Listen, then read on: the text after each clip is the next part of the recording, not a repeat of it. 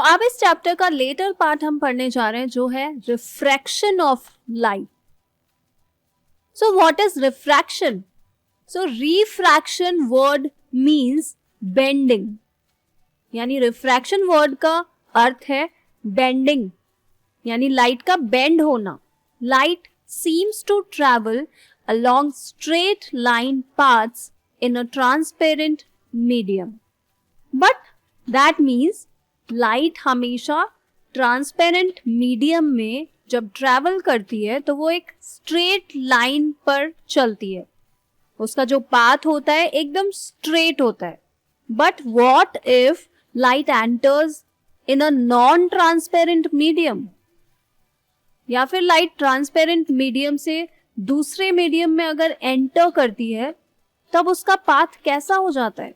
Does it still move along a straight line path or change its direction? Light's speed in vacuum is 3 into 10 raised to power 8 meter per second. In air also light speed is same as vacuum, almost same. But जैसे ही light किसी दूसरे medium में travel करती है या दूसरे medium में enter करती है तब उसकी स्पीड चेंज हो सकती है या चेंज हो जाती है. So why do we study about refraction of light? Because it is related to our daily life. हमारी लाइफ में डेली ऐसी बहुत सारी चीजें होती हैं जो लाइट के रिफ्रैक्शन से रिलेटेड है.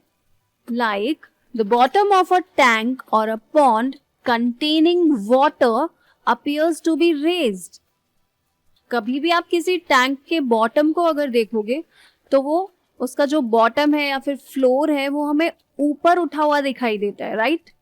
Similarly, when a thick glass slab is placed over some printed matter, the letters appear raised when viewed through the glass slab. If we immerse partly a pencil in a glass tumbler, pencil also appears to be raised.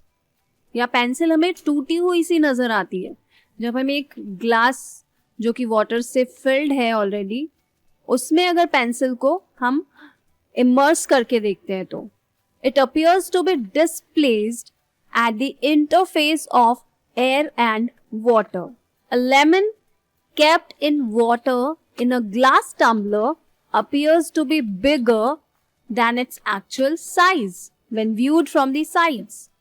So such experiences are related to refraction of light. In the case of the apparent displacement of a pencil partly immersed in water, the light reaching us from the portion of the pencil inside water seems to come from a different direction compared to the part of above water. तो water के ऊपर जो part है pencil का जो कि water के अंदर डूबा हुआ नहीं है उससे जो लाइट आ रही है हमारे पास उसकी डायरेक्शन अलग है और स्पीड अलग है compare to the part below water. जो वाटर के नीचे वाला पार्ट है पेंसिल का उसके कंपैरिजन में ऊपर वाले पार्ट से जो लाइट हमारे पास आ रही है हमारी आईज में पहुंच रही है वो डिफरेंट डायरेक्शन में है. This makes the pencil appear to be displaced at the interface. For similar reasons the letters appear to be raised when seen through a glass slab placed over it. तो pencil को जब हमने water में immerse किया तो वो हमें displace सी नजर आती है. अगर वाटर की जगह instead of water we use kerosene और turpentine, what happens? तब और डिफरेंट नजर आएगी pencil. So these observations indicate that light does not travel in the same direction in all media. It appears that when traveling obliquely from one medium to another, the direction of propagation of light in the second medium changes. तो light का जो path है या direction है या propagation of light है वो एक मीडियम से जब दूसरे मीडियम में जाती है तब हमेशा चेंज होती है और इसी चेंज को हम कहते हैं रिफ्रैक्शन ऑफ लाइट.